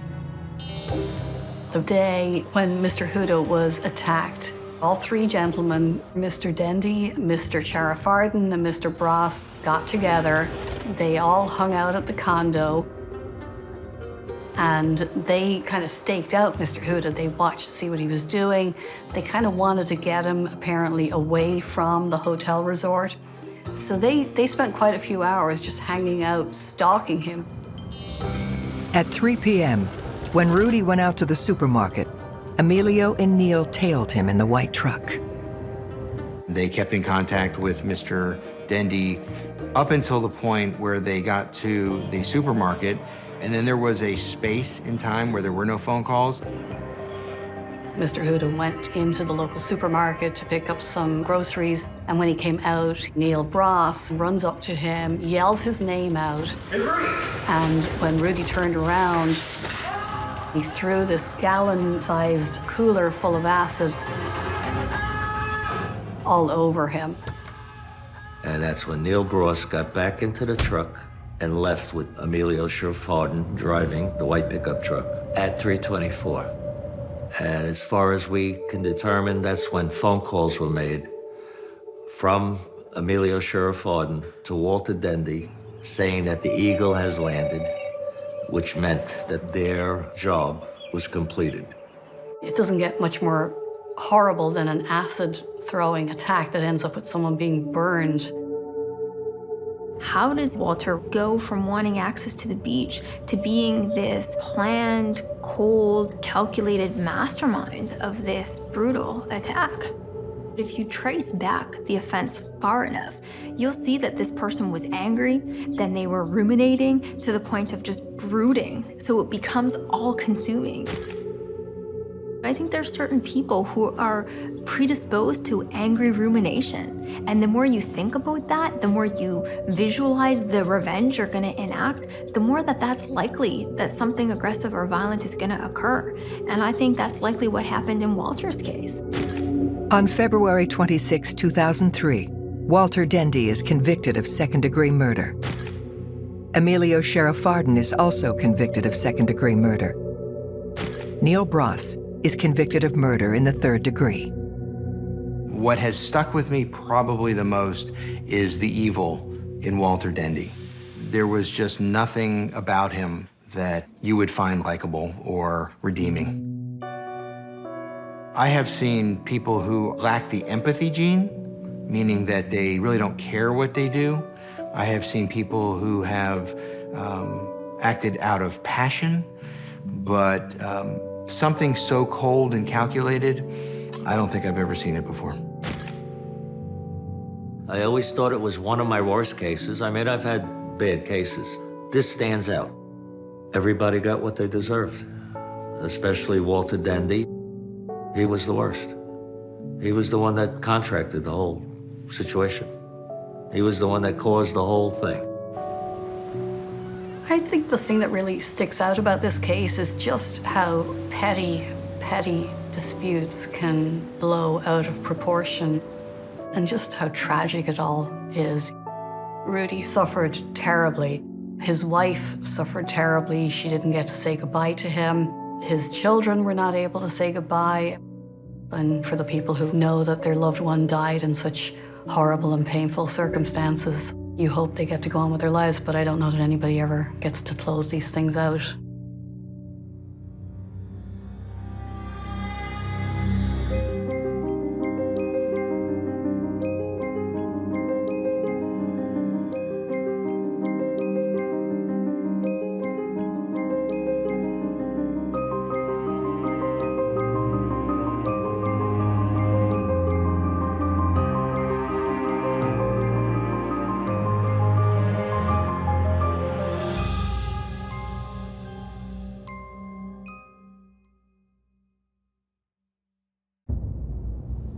She was a mother, 8-year-old triplets, and she was face down on the couch, strangled to death. It's likely that whoever killed her was somebody who knew her and was conversing with her, and then would have flown into a rage and attacked her. A cold-hearted killing. The scarf could have been used to strangle Dana to death. This case was a genuine whodunit. A twisted mystery with multiple suspects. The police looked at the estranged husband. They'd looked at the boyfriend. They'd looked at the stalker. Somebody did this. They just had to figure out who that was. The truth will be revealed. I may describe this person best as somebody who's a fledgling psychopath. Every day in North America, dozens of people are murdered. The key to solving the toughest of these homicides lies in the final 24 hours of the victim's life. To crack the case, detectives must reconstruct that critical timeline. The minutes and hours containing evidence that can help unlock the mystery and catch the killer.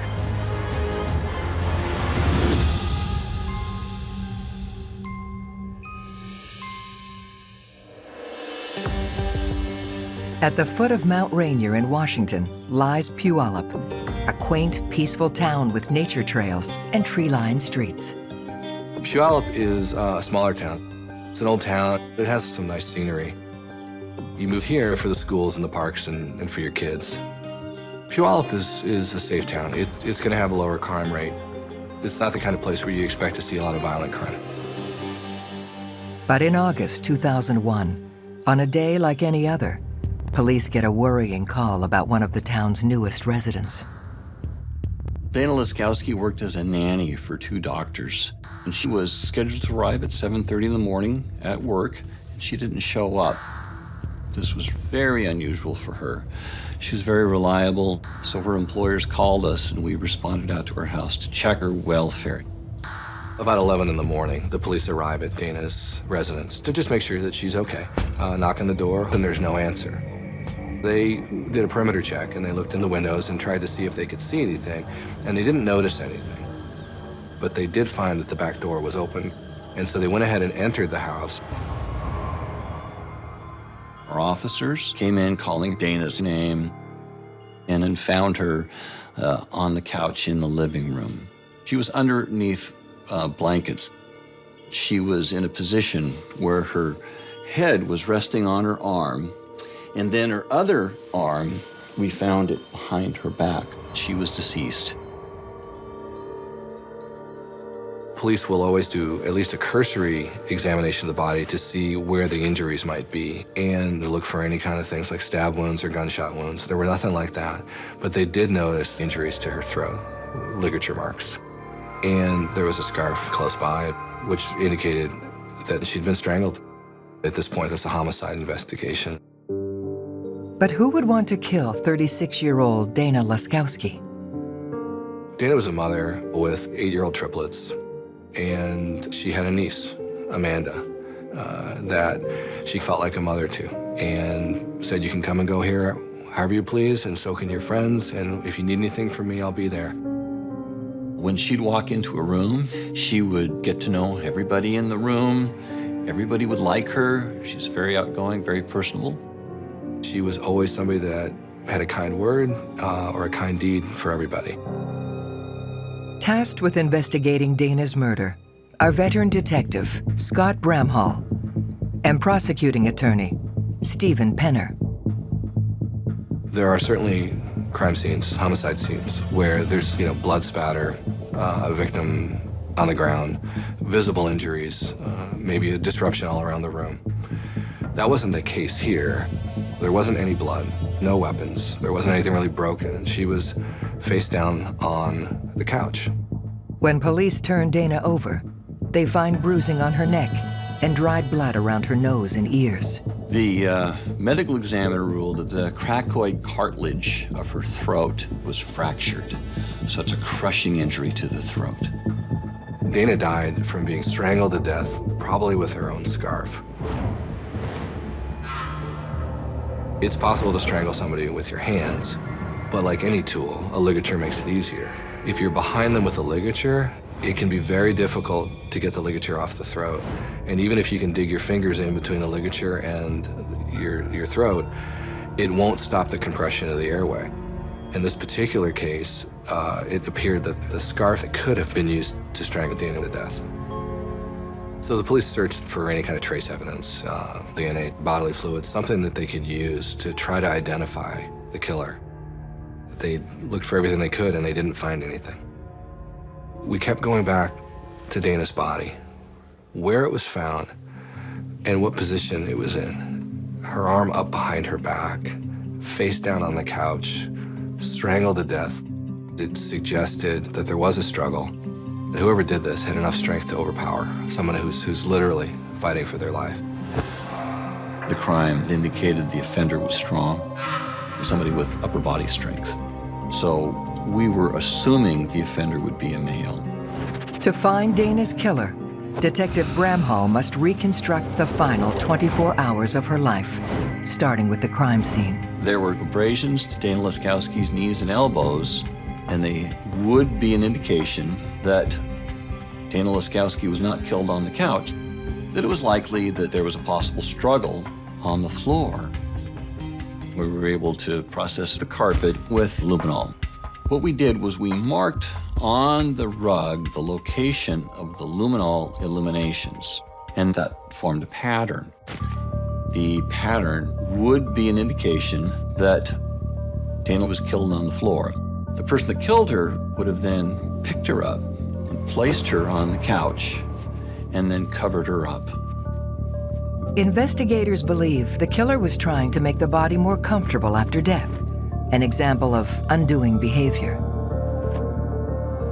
Undoing is a type of psychological defense mechanism. We all have such mechanisms. In this case, the fact that she was covered with a blanket may indicate that somebody had engaged in undoing behavior to cancel out or counteract the murder. You could read some remorse or guilt into undoing behavior. It implies that there's some sort of relationship here between the killer and the victim. That would indicate that the killer was someone who had affection for Dana. This isn't a random burglar who broke in and accidentally found her. This is somebody maybe who knew her. And that's important as you develop suspects. Then, police receive significant information about Dana's murder. The medical examiner was able to approximate that Dana had been there for a few hours before the police arrived, and most likely had died in the early hours of that morning. We knocked on the neighbors' doors, and one said that they reported hearing a woman screaming during the night. They estimated that time at about 1 a.m., so that gave us a time frame. We knew by 7:30 that morning, Dana probably was dead because she didn't show up for her job. Having established Dana was killed between the hours of 1 and 7:30 a.m., police start looking into Dana's background for clues about her murder. Dana was a mother. She had 3 young children, 8-year-old triplets, living with her. But at the time that Dana was murdered, they were with Steve, her husband. She had been recently separated. And police were able to establish that she had started dating. What that does is that just increases the universe of people who might be suspects. The people that Dana would have let into her house late at night that she would think that she was safe with, when it turned out that she wasn't. Detectives asked Dana's employers if Dana had concerns about any of the men she'd been dating. The people that she worked for as a nanny told the police that Dana had mentioned a man, Adam, who they had termed as kind of a stalker. Dana had just moved into her house, and Adam ran a bucket truck for a cable company. And Adam had come to install some cable. When the job was done, Adam asked Dana out on a date. She wasn't interested, but that didn't stop him from pursuing her. Adam was a guy who wouldn't take no for an answer and wouldn't leave her alone. His behavior escalated. Dana reported getting notes on her door, flowers, gifts, and he was surveilling her while she was at home, and then calls and texts that just wouldn't stop. By all indications, this was obsessive, controlling, angry behavior, which would make it more credible that this person might be able to get to the mental state, the emotional state, to kill somebody.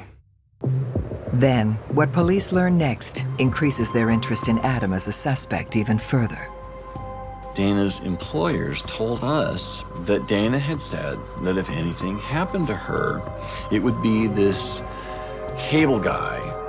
We find that significant, and we take that very seriously.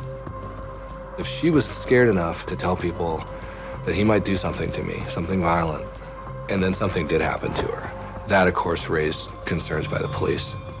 At that point, Adam becomes the prime suspect.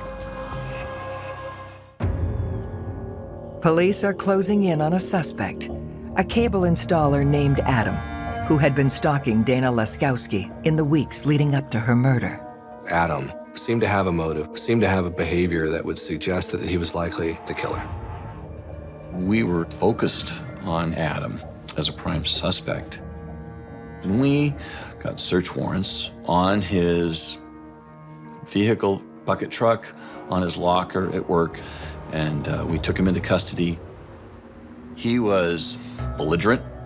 He was very uncooperative and insisted he wasn't the one that killed her. Detectives then press Adam about where he was the night Dana was killed. On the night of the murder, he said he was at home hanging out with his friends.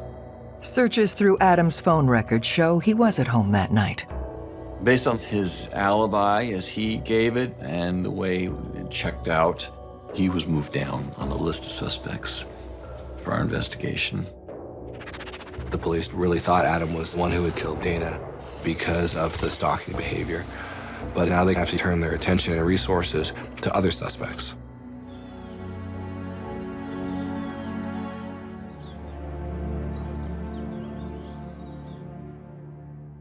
Investigators shift their focus to a small clue found at the crime scene. Dana Lascowski had a phone number written on her hand in ink, and some of that was faded. But we looked at that phone number and looked at identifying whose phone number it was. When police check the phone number, they discover it belongs to a 35-year-old man named Julian. The phone number linked to Julian opens up a realm of possibilities as to his potential motive. This speaks to a certain degree of intimacy. The fact that it's taken down in this manner suggests that that number was important to her. Detectives track down Julian and bring him in for questioning. They ask why his phone number would be on Dana's hand. He was not really answering. I thought that was a little odd. So we kind of zeroed in on his relationship with Dana. Julian tells investigators Dana was dating his best friend, Matt, but Julian seems nervous. When we confronted Julian and asked him if he also had a relationship with Dana, he acknowledged that. So it turns out that they were having an affair. With this startling revelation, detectives now wonder if Julian could be Dana's killer. They question where he was the night of the murder. Julian said he was at a bar on the night that Dana was murdered. Said he was there about from 10:30 at night till past 1 a.m. Checking into the bar management seemed to indicate that that was consistent with the truth. He was with a group of friends. His friends vouched for him being there. So his alibi didn't put him anywhere near Dana's house that night. With Julian's alibi ruling him out as Dana's killer, detectives question if their affair gave his friend Matt a motive for murder. Dana's killer would be the kind of person who she wouldn't think twice about having in her house, but also could be the kind of person who might be jealous and could get angry enough to strangle her to death. Romantic relationships can lead to that kind of intensity of feelings. Of course, they don't all do, but a lot of times when you see that type of crime, that's the situation. The nature of this killing was very personal, and so Matt, who seemed to be kind of a primary boyfriend for Dana, naturally became a suspect. Armed with Julian's information, investigators dig deeper into Dana and Matt's relationship. We were told Matt was very much in love with Dana, and Dana liked Matt, but was less into Matt than Matt was into Dana. In this case, we have one person in this relationship is clearly more invested than the other. On top of that, he discovers that she's sleeping with his best friend. That automatically interjects a degree of obvious jealousy and resentment. Dana's phone records reveal that she spoke with Matt repeatedly the night she was killed. According to the phone records, Dana had been on the phone with her boyfriend, Matt, talking to him a few times between 11:30 and midnight. When detectives ask Dana's friends about Matt, they learn he's a rough type of guy. We were being told by Dana's friends and associates and family that Matt was a biker and a person that used hard drugs, the person who could fight. He was a person we were told he could fight 10 men at once. And so we looked at him as a very good suspect. It was possible Matt found out about the affair and went and confronted Dana because he felt that he had been jilted. And during that confrontation, flew into a rage, killing Dana. In the murder of Dana Lascowski, investigators have zeroed in on her boyfriend, Matt, who they learn is based just outside of Vancouver, Canada. The fact that Matt lived in Canada, that alone wouldn't eliminate him as a suspect. Puyallup's only about a 3 or 4 hour drive. So we went up to Canada to look into him. And when we arrived, we met with them, explained what we were there for, asked him where he was on the night that Dana was murdered. When Matt is questioned, he denies having any involvement in Dana's death. Matt said he tried to get down to Puyallup to visit Dana on the night that she died, but he was stopped at the border because he had a suspended license and was not allowed entry into the country. So Matt told the police that at the time that Dana was murdered, he was at the Canadian border crossing and could not have been the one who had committed the murder. We looked into it, and we could verify that he was where he said he was. All of that was documented, not by Matt, but by the border officials. It was about as good as an alibi as you could get. It was, in fact, backed up by the government. With Matt cleared as a suspect, investigators ask him for any information that could lead to Dana's killer. Matt said that he was on the phone with Dana on the night of the murder, and she seemed a little bit inhibited by some of her conversation. And that suggested that Dana might have had somebody in the house. Matt suggests the mystery person could have been Dana's estranged husband, Steve. Steve would certainly be a natural person to go talk to. And this was someone she'd shared part of her life with.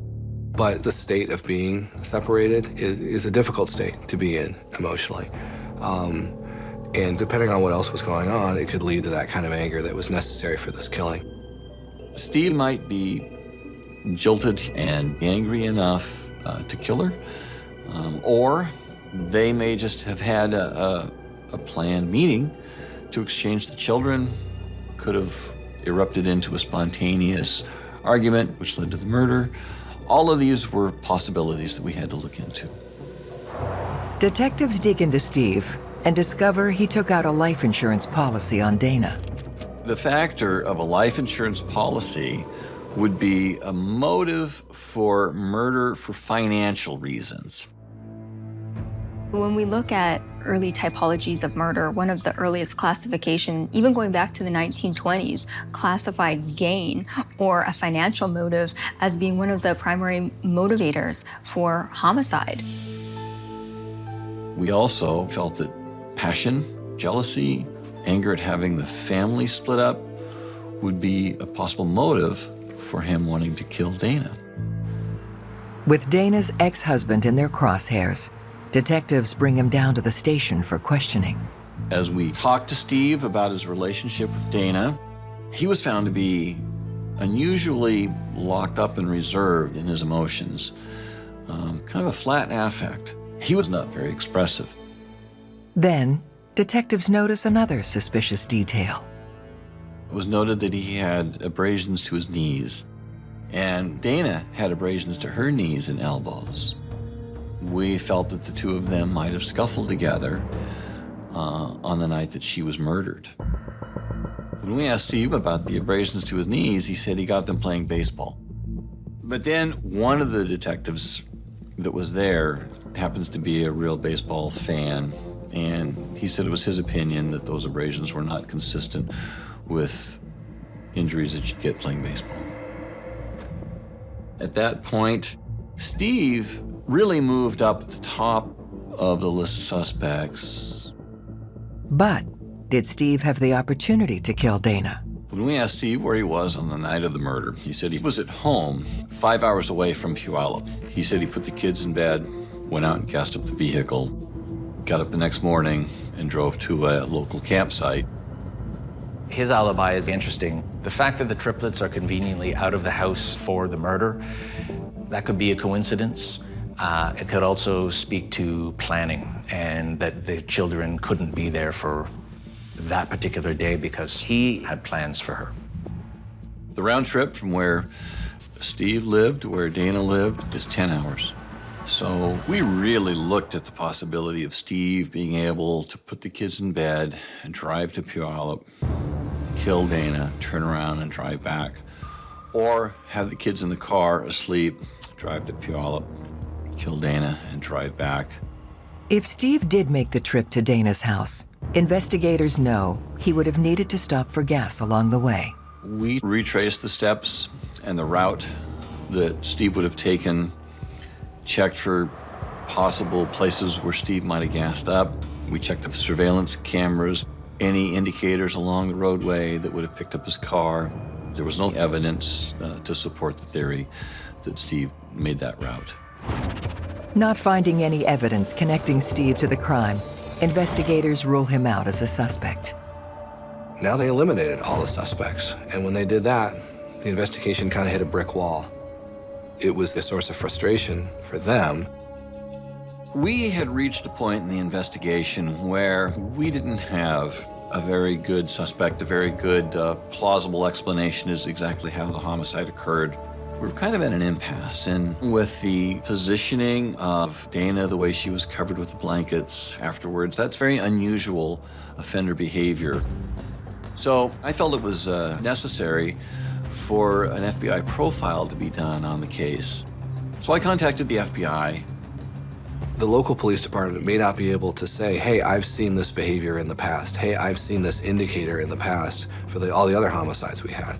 The FBI brings that background, that experience, and that knowledge to help the police identify additional suspects. After reviewing the case, the FBI offers up the theory that this crime wasn't planned, but happened in the heat of the moment. They infer that this was a crime of passion, crime of rage, and very improvised. And it speaks to an offender who is more disorganized than organized and who is acting impulsively. The FBI said that the person who came to Dana's house that night did not come to the house to kill her. And it's likely that whoever killed her was somebody who knew her, who was conversing with her, and then would have flown into a rage and attacked her. The police looked at the estranged husband. They'd looked at the boyfriend. They'd looked at the stalker. Now the police had to figure out new suspects who weren't as obvious. Somebody did this. They just had to figure out who that was. Armed with new information from the FBI, investigators expand their search in the brutal murder of Dana Lascowski. So now we were looking for somebody who was prone to flying into a rage, had upper body strength, maybe somebody that Dana would have rebuffed in advance from. Looking for new leads, detectives examine the video footage from Dana's funeral. It was important to see who went to the funeral, but it was also important to see how people acted at the funeral. From a psychological standpoint, you want to see A, who's in attendance, B, how they're responding. It's entirely possible that the killer is present. When you think about most people being killed by someone they know, odds are that those persons or people are going to be at the funeral because it would be socially unacceptable not to. And then how do they manage that situation? Is there something that could reveal themselves and their involvement to investigators? As police look through the guest book, they make an unexpected discovery. Loved ones wrote comments in there such as, you know, they miss Dana. They can't believe she's passed away. They miss her dearly, think about her often. Then there was an entry from a niece, and she said, I'm sorry I wasn't a better niece. I've been clean and sober 34 days now. It's all because of you. And some of the family members described the niece as unruly and wild. But the entry told us that the niece had gone clean and sober after Dana's death. But even more importantly, she was doing it for Dana, which showed two things. One was her love for Dana, but it also showed that she felt guilt for some reason for her aunt's death. And that was important. It suggested that she may have been involved either shortly before or even during or after, somehow. Detective Bramhall sets his sights on Dana's niece, Amanda. I called Amanda, but I asked her to come in for an interview. And Amanda, we're talking about the death of your Aunt Dana. Yes. I know this is hard for you. Amanda tells the detective that she and her aunt were close, almost like mother and daughter. She adds that Dana was always there for her and her friends. Amanda and her friends, they call themselves the Park Rats, which we on the police department are well familiar with. They're kids that hang out at Pioneer Park. And they're kids that don't have good homes. They don't have a stable home environment. And drug use is their common bond as they're hanging out in the park. This whole group was like right out of high school. They didn't really have plans. I think high school was behind them. They didn't know what was ahead of them. You know, they weren't home doing their homework. They weren't helping little old ladies across the street. It's a nice town, but to the extent that there was a rough group, this was that group. Dana tried to be a safe place for Amanda and her friends. Amanda could go to Dana's place, no questions asked, any time of day or night, and she could bring her friends if she needed to. That was significant when the police remembered Dana's back door was unlocked that night. Investigators ask Amanda what she knows about her aunt's murder and quickly get a lead. So she gave me the list of names of the people that had been in the house, and she did kind of focus on one individual, Zane. She describes Zane as somebody with a lot of upper body strength and yet a temper. Zane is somebody who dealt in marijuana. Then, Amanda makes an even more alarming statement. Amanda went in to describe how Zane made an advance at her, and she rebuffed him, and that he bent her over the couch and was being physical. He tried to come on to me, and I was like, you know, what are you doing? Get away from me. And he proceeded to act like he was, you know, pounding me from behind and like holding my head down, and I'm like, stop. I mean, screaming, you know, and he wouldn't stop. And then I remember, you know, he thought it was funny, and he was laughing, and he's has a lot of strength, and he could hold me down. This was almost consistent with the murder as we understood it. I undertake a look at Zane, and I look in our files. He's got a criminal history, dealing in drugs, violence. So he was enough in the criminal element to be a very good suspect. Detective Bramhall reaches out to one of his younger informants to see what he knows about Zane. I had a sit down with him, and I talked to him about the murder of Amanda's aunt. And I suggested to him that Zane would be a good likely suspect. And he looked at me and he said, Zane didn't kill Amanda's aunt. Emily killed Amanda's aunt. Everybody knows that. One of the people in Amanda's group was a young woman named Emily. Emily is 17. She's living on the streets or close to it. She's using drugs. Amanda and Emily were very close, maybe best friends. Detective Bramhall is familiar with Emily from her troubles with the law in her past. I said to this person, are you telling me that Emily, this little 5'2" girl, strangled a 36-year-old mother of 3? And he said, your records are old. Emily is not a skinny little 5'2" girl. She is very muscular. She has a picture of her biceps hanging from a rearview mirror. We call her mutant because she likes to wrestle and fight with the guys. But you can imagine the police were a little bit hesitant to believe that that was the case, really. Because again, somebody had overpowered Dana fighting for her life. Emily's not a normal suspect. Detective Bramhall digs into the story that Emily could be Dana's killer. As they started to interview these park rats, one of the things that started to come out was that maybe the toughest of all of them was Emily. And that Emily would win arm wrestling and even regular wrestling, and that she had this strength that other people were really surprised by, even the boys. Detectives bring Emily down to the station for questioning. She's wearing a very short blouse, and it exposes her waist. And I'm thinking about the position that we found Dana Lascowski in, and it would have taken torso strength. And I can see the muscles along the side of Emily's spine and the small of her back. She's very muscular. And I'm now more convinced that she could be the offender. Detective Bramhall confronts Emily with reports of her involvement in Dana's murder. She puts her hands on the table, she puts her head back, and her eyes go side to side.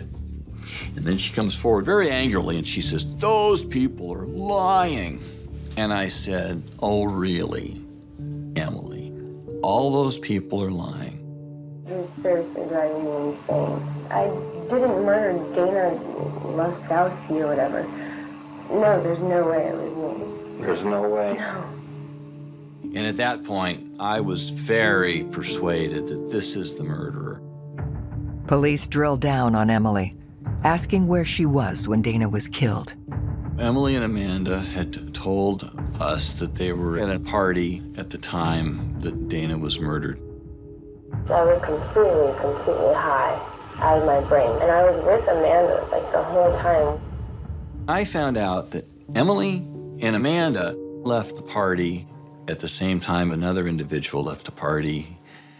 The other individual drove a given distance and made a purchase, and we got that receipt, so we had the time that Emily and Amanda had left the party around midnight. It was possible they made it to Dana's house before 1 a.m. So they have information that they're concealing. They're likely involved in the crime. So what happened here? Could Emily be the killer? With the circumstantial evidence stacking up against Emily in the Dana Lascowski murder case, police are granted a search warrant for the room she's renting. One of the things that they found in Emily's room was a diary or a journal. And it had some of the typical stuff you'd expect from a 17-year-old girl. But it had a couple of things that you wouldn't necessarily expect. One was the bucket list. And one of the things on the list was to kill somebody and get away with it. Then, police uncover another crucial piece of evidence. There was an entry where she was angry at Amanda and wrote in there that she felt like strangling Amanda the way she'd strangled her aunt. This shocking finding confirms Emily's guilt. Emily's diaries talk about committing the homicide, strangling Dana, wanting to possibly strangle her niece Amanda in a similar way. And in my mind, that speaks to somebody who wants to dominate people, somebody who's getting self-esteem and power from committing such offenses, or even just knowing that should she want to, she's capable of doing it. I confronted her with the entry in the diary, and I said, look, I could strangle her, referring to Amanda, just like her aunt. She says, well, it doesn't say I could strangle her just like I strangled her aunt. Now, Dana, we found strangled to death in her house. Did you know that? Yes, I did. Okay. Thing is, we hadn't disclosed strangulation as the cause of death. So she was booked, held for $500,000 bail, and I could begin the investigation of Emily as the offender, the murderer of Dana Lascowski. Detective Bramhall questions Amanda again, this time confronting her about the lies she's been telling about the night of Dana's murder. And I said, what happened? And Amanda said, I don't know, I wasn't there. Why was Amanda misleading us? I'm curious as to why you didn't tell me when we first met. So scared of her. I was afraid that I would get hurt too. You said you cared so much about your Auntie Dana, but you led us on a wild goose chase. I list all the points where she has lied. It doesn't take long before Amanda cracks under the pressure, telling detectives everything she knows. Before we even got there, Emily had said, oh, I want some money, we need money, and I had agreed. When we walked in the living room, Dana was up and awake. And she was surprised to see us, and, and was like, Amy, Dana, we need money. And she had said that she didn't have any cash on her, and, I was really fine with that. But, Emily, come on, Dana, just anything. We really need help, We knew that she had some change and some dollars in a cabinet, and Dana was getting really irritated because she were high, and I'm sure we were jittery, and Emily started getting really upset and being really rude to Dana, so Dana wanted us to leave. And she kind of, put her hand on Emily, push her out, and Emily didn't like that, and she wasn't having it, and she kept pushing Dana. And I kind of, walked back a little bit because I didn't want to get involved, and I was yelling at him to stop. And then all I heard was gagging noises and gagging noises, and I saw Emily on top of her. Then Amanda says, Emily strangled my aunt right in front of my eyes. Sorry I didn't tell you earlier. The fact that Amanda watches Emily murder her aunt and does nothing, I think either speaks to the fact that she too was afraid of Emily, or this happened so quickly that she probably didn't even realize what she was witnessing, and that's not uncommon. With Amanda's cooperation, Investigators are now able to fill in the final 24 hours of Dana's life. That night, Emily and Amanda had left the party around midnight. Then they made it to Dana's house before 1 a.m. They came in the back door. They were on drugs. Dana was on the couch in the living room. They went in to try to get some money. Dana said, "I'm not going to give you any money." And Emily said, "I want some money." And then there was a point where Dana said, "Enough. You girls are going to have to leave." And Dana stood up and she touched Emily, and Emily exploded. And then Emily attacked her and strangled Dana Lascowski. Amanda watched Emily attack Dana, and Amanda yelled at her to stop, but it was too late. It was over. The scream that the neighbor reported hearing at 1 o'clock on the night that Dana was murdered turned out not to be Dana's scream, but rather Amanda's scream. Emily then positions Dana's body on the couch under blankets. They grabbed a few dollars that Dana had around and got out of there. On the way out, Emily stops and takes some of Dana's clothing. Emily attended the funeral of Dana. She wore these clothes to the funeral. This was her display of power and dominance. I wore these clothes because I can. Look at what I did. I may describe her best as somebody who's a fledgling psychopath. She was young.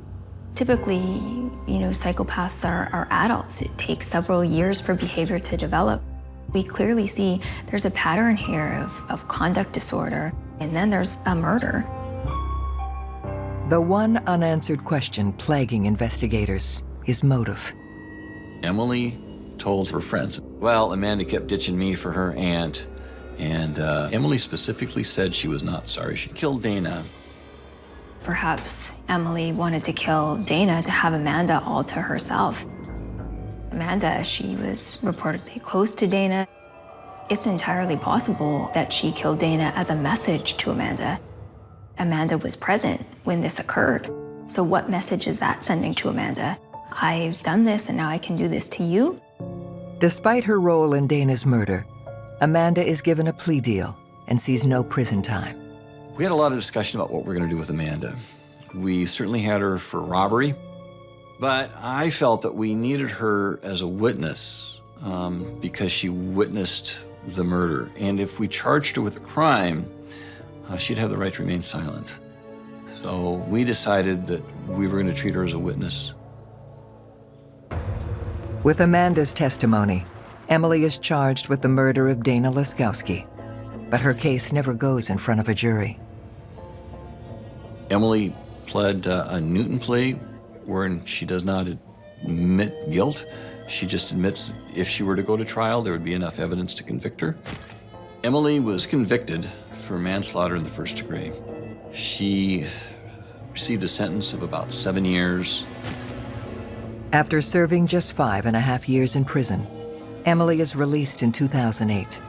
She moves back to Puyallup, gets married, and has children. The fact that Emily is out there walking around right now is concerning. These are not compulsions that just go dormant.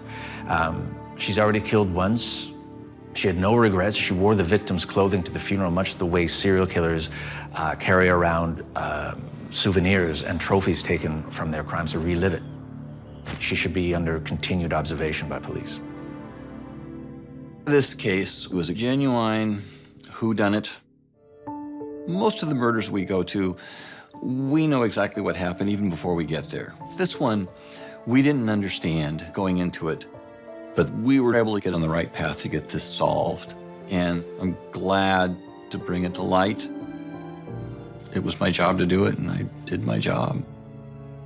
This case was complicated because there was a lot of emotion and there was a lot of personal connections with everyone involved, and this was a terrible tragedy.